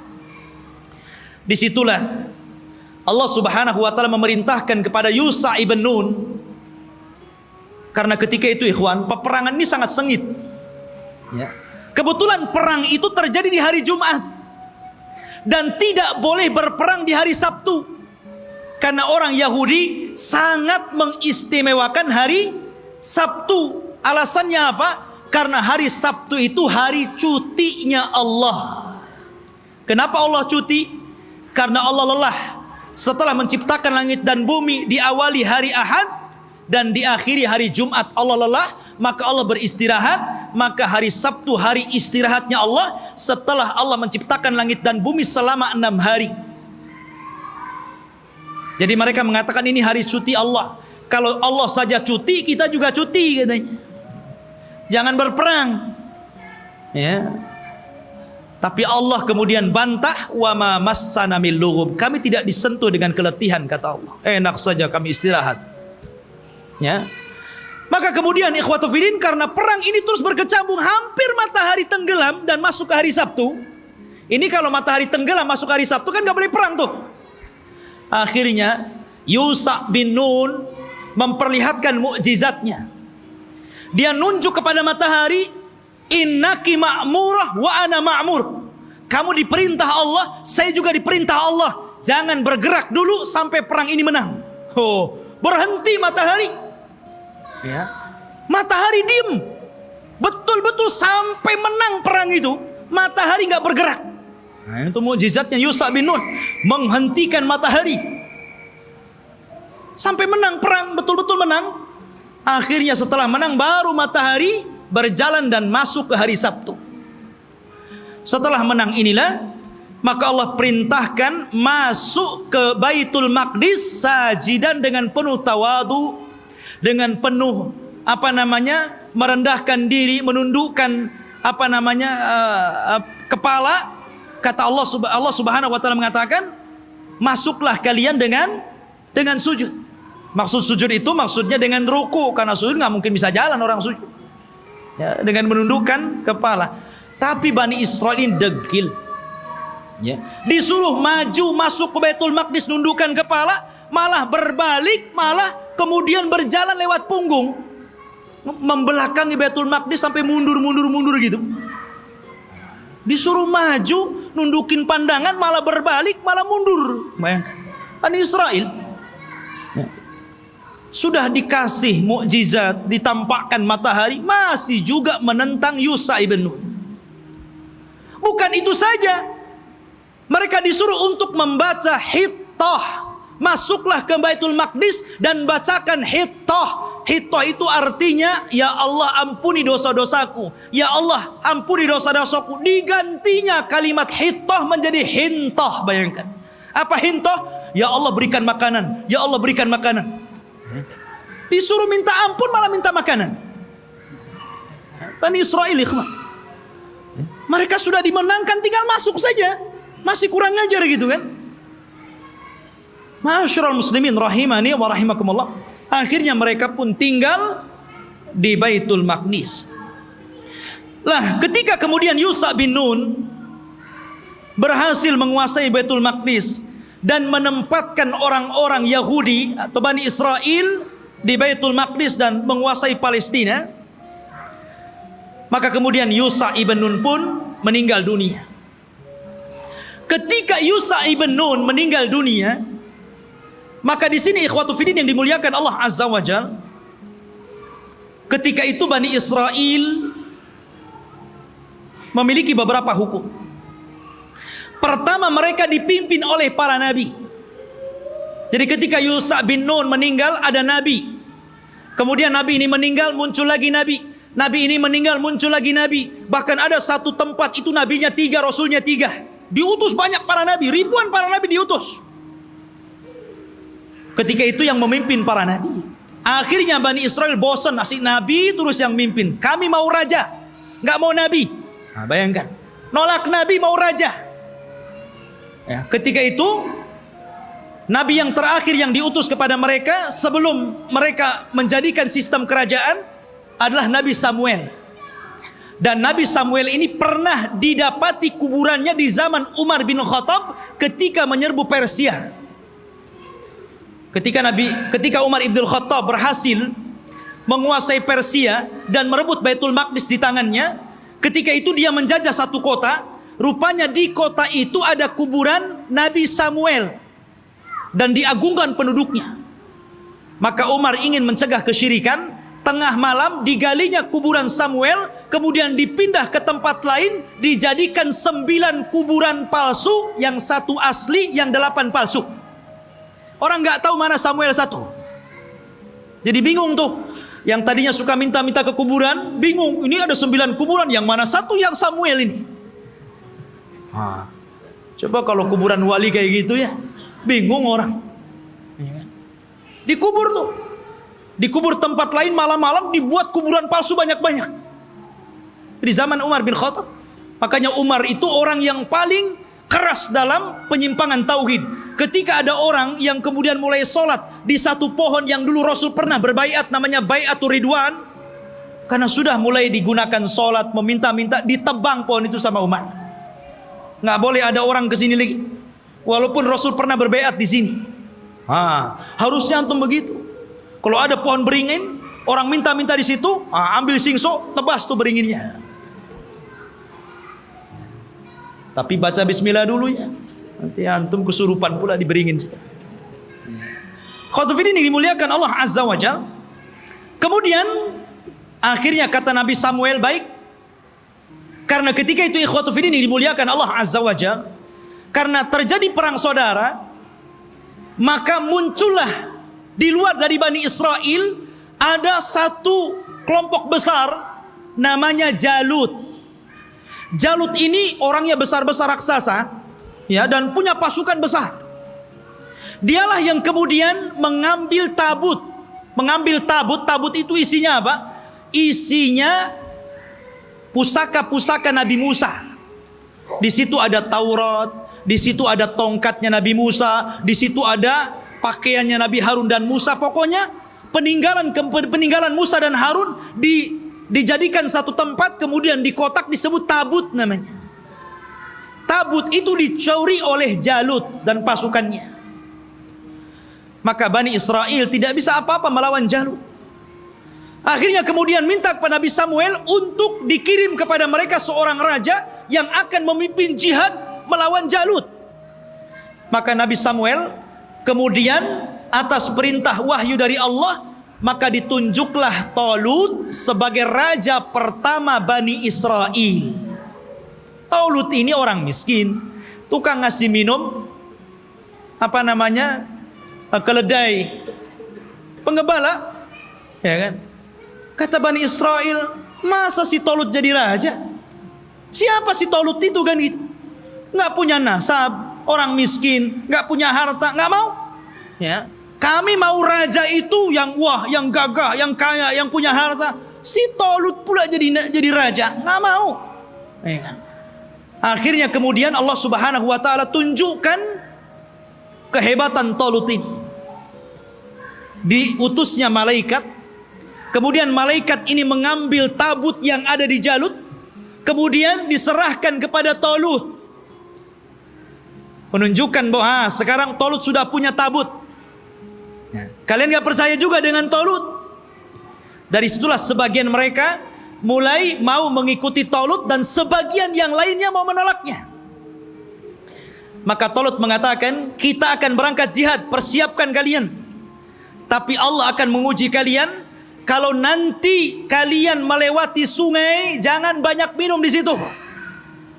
Kalau mau minum, bolehlah satu kepal, gurfatan wahid, ya satu dayung saja, nggak boleh banyak-banyak. Kalau banyak-banyak kalian akan kalah. Berangkatlah pasukan Talut menuju pasukan Jalut. Ya kan? Rupanya betul di tengah mereka ada sungai, karena mereka sudah kelelahan, kehausan, ada sungai. Wah, nggak peduli dengan Talut, minum banyak-banyak orang itu. Dari berapa ribu gitu kan, hanya tinggal separohnya yang masih nurut dengan Talut. Akhirnya yang ini pulang, melihat pasukan Jalut gede-gede, nggak berani pulang. Ya, yang sedikit inilah kemudian mikir nih, ini tentara banyak, besar-besar, gimana cara melawan mereka? Akhirnya mereka nggak berani bergerak untuk melawan Jalut. Maka kemudian Nabi Musa, Nabi Raja Talut mengatakan, siapa yang akan berperang dan berhasil membunuh Jalut, maka aku kawinkan dia dengan putriku. Rupanya satu pun gak bergerak. Ngapain dikawinkan kalau harus mati gitu? Iya kan? Gak mau bergerak juga. Akhirnya ada anak muda namanya Daud. Dia berani tuh Daud tuh, yang kemudian belakangan menjadi nabi dan raja, Nabi Daud dan Raja Daud. Dia yang berani. Kemudian dia lempar tombaknya, kena Jalut, mati di tangan dia. Zaman dulu kalau sudah pemimpin yang mati, kalah orang itu. Ya kan? Meninggal di tangan Daud. Maka akhirnya Daud pun dinikahkan dengan putrinya Tolut. Dan Tolut mengatakan kalau dia meninggal, maka orang ini yang akan menggantikan aku menjadi raja. Tolut punya anak, tapi karena dia sudah berjanji siapa yang membunuh Jalut, dia akan dinikahkan dengan putriku dan akan menjadi penggantiku. Maka setelah Tolut meninggal dunia, mau tidak mau Daud diangkat jadi raja. Tapi anaknya Tolut yang lain gak setuju. Ya kan? Harusnya anak yang jadi raja, kenapa Daud menantunya kan itu? Disitulah kemudian pecah Bani Israel menjadi dua kerajaan. Kerajaan anak-anaknya Tolut dan kerajaan Daud. Dari sini ikhwatu fiddin mulai terjadi goncang. Ya. Tapi Nabi Daud ini ikhwan adalah orang yang cerdas. Karena Allah berikan mukjizat, tangannya itu bisa melembutkan besi. Ya. Jadi kalau besi itu nggak perlu dilas, dipotong-potong aja sama dia kan begitu. Wa alanna lahul hadid. Dia bisa melembutkan besi, bukan sulap ikhwan. Itu mukjizat. Kalau enggak gini aja dia. Ya kan? Mukjizatnya Nabi Daud. Dia punya kekuatan, akhirnya dia pun melawan anak-anaknya Tolut yang lain dan mempersatukan kembali Bani Israel. Setelah dia meninggal, maka puncak kekuasaan Bani Israel ada di tangan putranya Daud, Nabi Sulaiman. Disitulah puncak kekuasaan Bani Israel, puncak kekuasaan Yahudi. Ya. Dan hanya ada 4 raja yang pernah menguasai sebagian besar dunia, yang 2 mukmin dan 2 kafir. Yang pertama mukmin, namanya Dzulqarnain, sebutkan dalam surah Al-Kahfi. Yang kedua Sulaiman, ini keduanya mukmin. Dan keduanya kafir. Yang pertama Namrud di zaman Nabi Ibrahim. Kemudian Bukhtun Nasr, nanti ada kisahnya akan nyusul. Ya. Jadi Sulaiman ini Allah Subhanahu wa taala berikan kekuasaan yang tidak diberikan kepada orang sebelum dan setelahnya. Dia bisa menundukkan awan, dia bisa menundukkan jin, dia bisa menundukkan burung-burung, dia bisa menundukkan tumbuh-tumbuhan. Masya Allah, ini raja alam nyata dan gaib ini, Nabi Sulaiman ini. Ya. Jadi jin tunduk sama dia. Bahkan yang membangun bangunan-bangunan itu jin. Jin itu yang bekerja kepada Sulaiman, membuat istana-istana. Makanya ketika Sulaiman meninggal dunia, jin itu kan tidak tahu yang gaib. Disangkanya Sulaiman masih hidup dan tidur di singgasana. Asik bekerja saja mereka kan. Baru setelah Sulaiman roboh dari singgasananya, kata jin, oh kalau tahu Sulaiman sudah mati dari dulu, ngapain saya kerja katanya. Nah, dari sini menunjukkan jin itu tidak tahu yang gaib. Kalau jin tidak tahu yang gaib, berarti dukun lebih tidak tahu yang gaib. Karena dukun itu gurunya jin. Mereka itu para pendusta, nggak usah dibenarkan. Benarnya 1, dustanya itu 1000. Ya. Ma'asyiral muslimin rahimani wa rahimakumullah. Maka Sulaiman inilah puncak kekuasaan, dan di zaman Sulaiman ini beliau membangun satu tempat ibadah menggantikan tabut, namanya Haikal Sulaiman, yang sekarang menjadi mimpi orang Yahudi. Haikal Sulaiman, mimpinya orang Yahudi itu sampai hari ini. Sulaiman membuat haikal. Dialah yang pertama kali meninggikan Masjidil Aqsa. Jadi kalau Ibrahim meninggikan Masjidil Haram, kalau Masjidil Aqsa ditinggikan oleh Sulaiman. Dan ketika dia mendirikan Masjidil Aqsa, maka dia meminta kepada Allah 3. Satu, agar Allah memberikan hukum yang sesuai dengan hukum Allah. Yang kedua, agar diberikan kekuasaan yang tidak pernah diberikan kepada siapapun setelahnya. Yang ketiga, agar siapapun orang yang masuk ke masjid ini dan tidak ada niat kecuali sholat, keluar, maka dia sudah hilang dosanya seperti anak yang baru dilahirkan dari perut ibunya. Kata Rasul, aku berkehendak bahwa yang ketiga itu aku, kata Rasul. Karena yang kedua sudah dikabulkan. Dan Rasul pernah sholat di Baitul Maqdis. Kata Rasul, aku berharap aku yang ketiganya. Masyarul muslimin, jamaah sekalian yang dirahmati Allah Azza wa Jalla, maka Sulaiman pun membentuk tempat ibadah yang disebut dengan Haikal Sulaiman, Masjidil Aqsa yang lama. Di zaman Sulaiman itu disebut Haikal namanya. Baru kemudian roboh, kemudian dibesarkan, akhirnya menjadi besar. Lah Yahudi ini ingin mencari itu. Dulu ketika Sulaiman mendirikan Masjidil Aqsa yang disebut dengan Haikal itu, dari mana ke mana, berapa meter, lebarnya berapa meter, kemudian panjangnya berapa meter. Kalau sudah ketemu situs ini, maka mereka akan membangun Masjidil Aqsa mau dirobohkan. Sehingga Haikal lah yang naik. Itu tujuan Yahudi sampai hari ini. Makanya mereka membolongi itu. Masjidil Aqsa itu bolong bawahnya. Makanya tidak bisa menampung banyak-banyak. Kalau banyak nanti roboh itu. Karena di situ ikhwatu fiddin, di bawah tanahnya itu, di bawah tembok ratapan itu, mereka mencari-cari di mana tempat haikalnya Sulaiman. Jadi para ilmuwan Israel terus mencari dan akan membangunnya. Dan mereka ingin mendirikan Israel Raya persis di atas Haikal Sulaiman. Makanya si Trump itu, Donald Trump ya, mereka orang-orang Israel didukung oleh Amerika untuk menguasai Yerusalem yang memang Masjidil Aqsa ada di situ, dan bercita-cita untuk membuat negara Israel Raya tepat di atasnya Haikal Sulaiman. Alhamdulillah, negara kita tegas menolaknya. Dan negara-negara yang lain juga tegas. Bukan hanya orang Islam, di luar Islam pun sebagian mereka menolaknya. Tapi yang jelas saya katakan, yang namanya Yahudi dan Nasrani itu akan sekongkol sampai pun ketika Malhamatul Kubra di akhir zaman, perang besar yang tidak ada perang setelahnya, tetap saja Yahudi dan Nasrani itu akan sekongkol melawan kaum muslimin. Ya kan? Masyarul muslimin, sampailah ketika Sulaiman meninggal dunia, anak-anak Sulaiman ini mulai berebut kekuasaan. Ya. Karena berebut kekuasaan, goncanglah Bani Israel. Sudah tidak ada raja lagi. Raja itu cuma 3 di zaman Bani Israel, Tolut, Daud, dan Sulaiman. Setelah itu nggak ada raja lagi. Akhirnya mereka pun berpecah. Satu demi satu berpecah. Lemahlah orang-orang Yahudi. Ketika mereka lemah inilah, maka bangsa-bangsa luar mulai menjajah orang-orang Yahudi.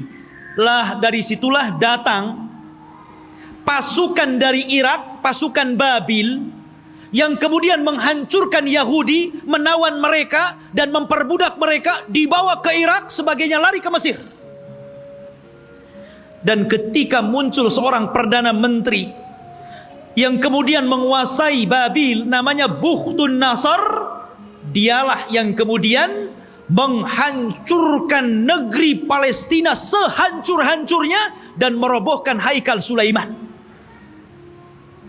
Hancur lebur. Orang-orang Yahudi ditindas, orang-orang Yahudi perbudak oleh Bukhtun Nasr ini. Hancur semuanya. Sampai disinilah Taurat hilang. Alwah Taurat hilang. Orang-orang Yahudi bingung. Akhirnya sebagian mereka mulai merangkai Taurat. Sehingga akhirnya dari situlah kemudian campur tangan ucapan firman Allah dengan campur tangan ucapan manusia, mulailah muncul pada Taurat. Sehingga kemudian Taurat mulai berubah dari aslinya. Yuharrifunal kalima an mawadi'i. Dari sinilah Yahudi tersesat. Karena alwahnya Taurat, papannya hilang, berceceran kemana-mana. Karena Palestina dihancurkan Bukhtun Nasr. Lah ketika hancurnya Palestina ini, datanglah seorang nabi, namanya Uzair. Nabi Uzair, ya kan? Datang. Kemudian melihat kehancuran Palestina yang luar biasa. Haikal Sulaiman roboh, kota Palestina hancur, orang Yahudi dibantai, orang Yahudi diperbudak di Babil, Irak, gitu kan? Maka dia berpikir, kaifa yuhyillahu ba'da mautiha? Bagaimana Allah bisa menghidupkan kota yang hancur setelah dulu kota ini sangat ramai, sangat indah, sangat bagus.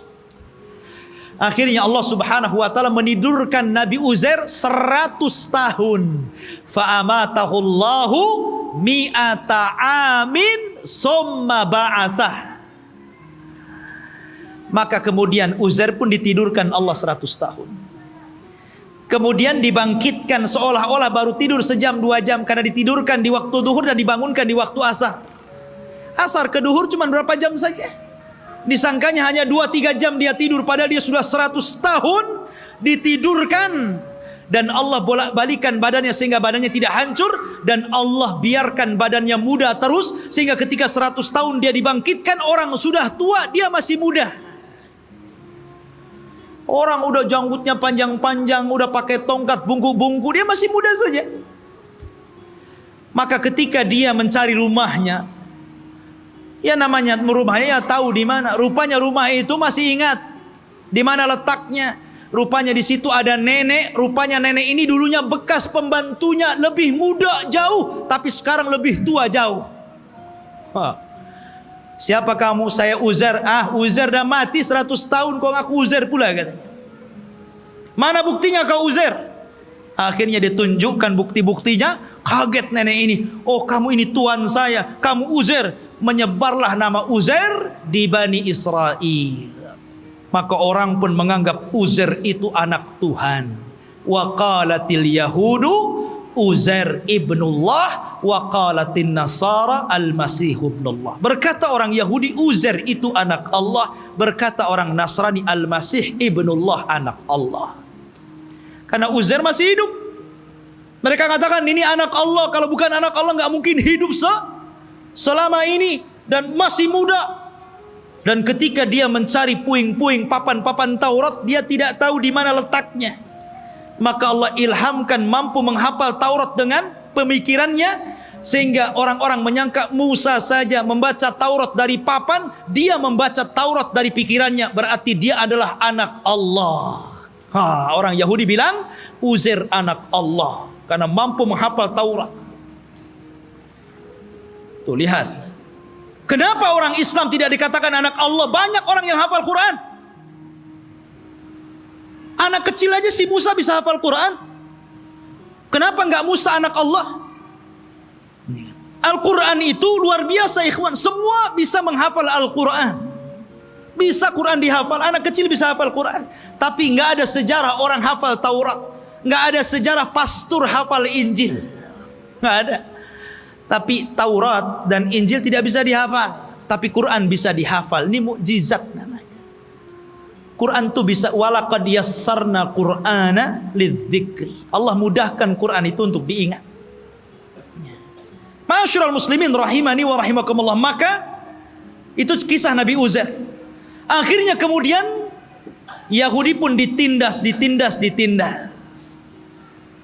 Maka setelah kemudian zaman Bukhtun Nasr berlalu, datanglah Persia menyerbu dan menang.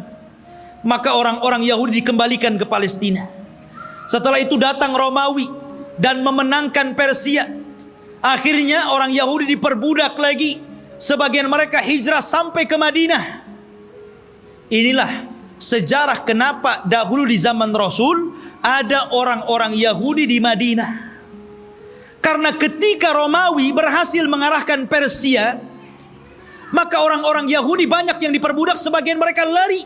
Dan mereka punya ramalan bahwa kelak akan muncul seorang nabi di tanah yang banyak pohon kurma, yang kemudian belakangan disebut Yathrib dan belakangan lagi disebut Madinah Munawwarah. Berangkatlah mereka ke Madinah. Suaka besar-besaran. Ya. Tapi kemudian setelah tahun 1700-an belakangan ke sini gitu kan, maka mulailah orang-orang menggagas untuk mengumpulkan orang Yahudi, kemudian mengumpulkan di Palestina. Kemudian pada tahun 1940-an gitu kan, barulah kemudian atas bantuan Inggris dan Amerika, akhirnya orang-orang Yahudi diresmikan untuk membuat negara sendiri yang sekarang disebut Israel. Israel, bukan Bani Israel. Karena kerajaan Israel ini, ikhwan, itu berbeda dengan Yahudi. Itu dua pecahan yang berbeda. Ya, Yahudi ini keturunan Yahuda. Kalau Israel berbeda. Karena Israel ini masih mengagungkan para nabi, tapi Yahudi itu membenci para nabi. Mereka lah yang membunuh Nabi Zakaria sehingga digergaji sampai mati. Dialah yang membunuh Nabi Yahya bin Zakaria, disembelihnya sampai mati. Dia pula mengklaim sudah membunuh Nabi Isa bin Maryam dan mengatakan anak zina dan dibunuhnya. Walaupun Al-Quran mengingkari terbunuhnya Isa dan mengatakan Isa tidak dibunuh, Isa disalib, Isa tidak disalib, dan Isa diserupakan bahkan dia diangkat ke langit. Tapi orang Yahudi mengklaim sudah membunuh Isa. Itulah kisahnya orang Yahudi. Jadi orang Yahudi yang sekarang ini hanya sandiwara orang-orang itu, orang-orang kafir, orang-orang Inggris dan Amerika saja. Mereka membuat cerita bahwa seolah-olah itu adalah tanah mereka. Demi Allah, sejengkal pun bukan tanah Yahudi.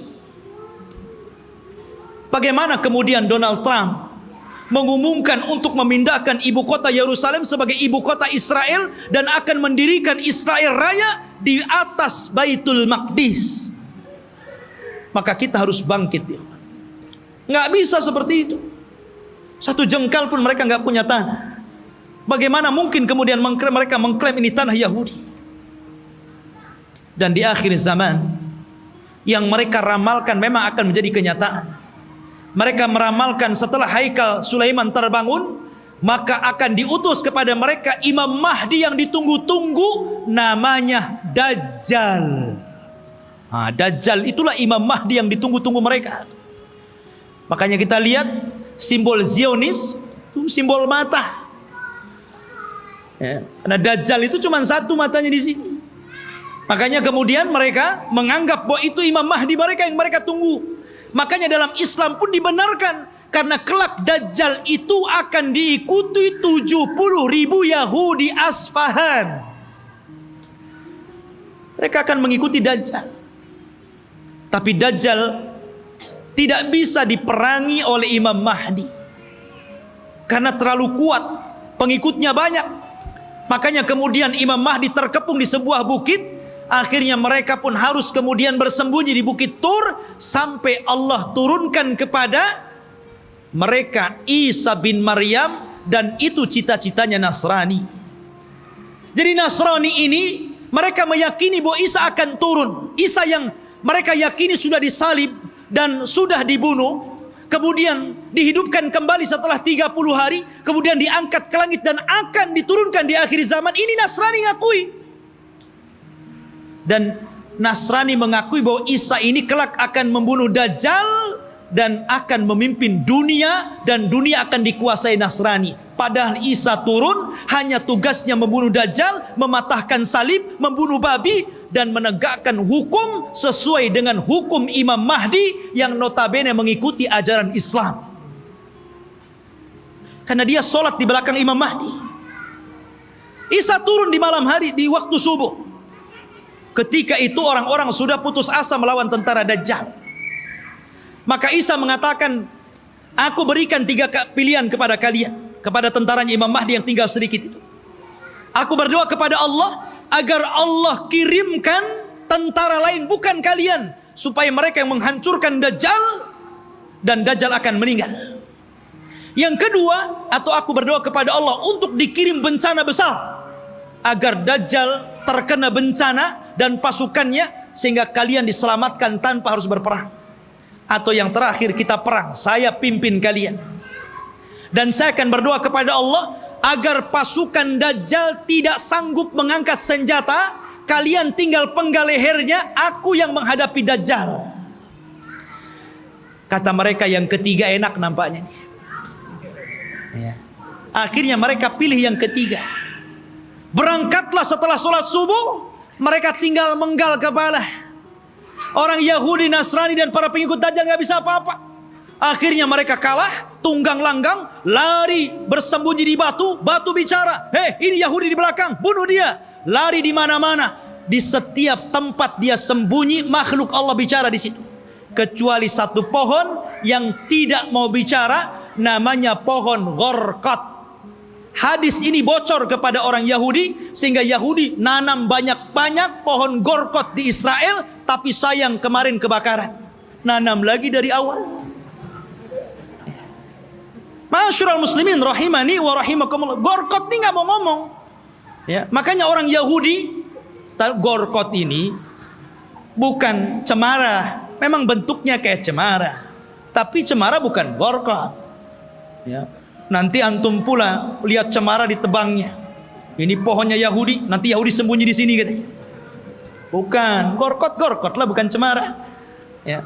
Intinya ikhwatu fiddin yang dimuliakan Allah Azza wa Jalla, maka Dajjal berhadapan dengan Nabi Isa, dan Isa pun berhasil membunuh dan membawa kepalanya. Kemudian diberitahu kepada orang-orang bahwa dia telah membunuh Dajjal. Maka sebagian yang selamat dari orang-orang Nasrani kemudian beriman kepada Isa bin Maryam atas syariat Muhammad, sehingga Allah isyaratkan dalam Al-Quran, wa im min ahlil kitab illa la yu'minanna bihi qabla mautihi. Dan sebagian ahli kitab akan beriman kepada syariat Muhammad lewat Nabi Isa sebelum kematian Isa. Isa pun hidup selama 40 tahun. Di selang hidupnya inilah muncul fitnah yang lebih besar dibandingkan fitnah Dajjal. Fitnah apa? Munculnya satu kabilah yang bernama Ya'juj dan Ma'juj, dari keturunan Yafis ibn Nuh alaihi salatu wassalam. Satu kaum yang tidak bisa diperangi, tidak bisa dibunuh. Pasukan mereka banyak. Satu dari kita 999 dari mereka. Anda bisa bayangkan. Jadi kalau kita melawan mereka, jadi satu dari kita melawan 999 dari mereka. Oh, bayangkan. Sehingga ketika Allah azab dengan mengutus ulat, dan mereka mati semua dengan ulat tersebut, bangkai mereka rata, sehingga setiap satu jengkal di tanah ada bangkainya. Nabi Isa berdoa kepada Allah agar Allah bersihkan bangkai-bangkai mereka. Maka diutuslah burung pemangkai bangkai, tapi juga tidak habis semuanya. Maka Isa berdoa lagi agar diturunkan hujan dan banjir besar, akhirnya membawa jasad itu ke lautan dan menjadikan bumi kembali subur. Maka dari situlah mulailah berlangsung tanda-tanda alamat besar. Karena alamat besar itu kalau sudah datang, maka tasalsul akan terus berganti sampai kiamat dibangkitkan. Oleh karena itulah ikhwatu fiddin, inilah kisah Palestina dan Yahudi.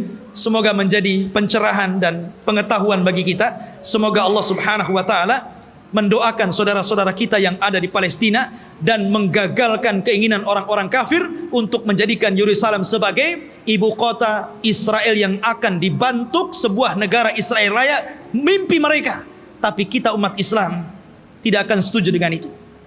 Kita doakan terus agar saudara-saudara kita dimenangkan oleh Allah dan dihancurkan orang-orang kafir. Subhanakallah bihamdika asyhadu an la ilaha illa anta astaghfiruka wa atubu ilaik. Allahu ta'ala alam. Assalamualaikum warahmatullahi wabarakatuh.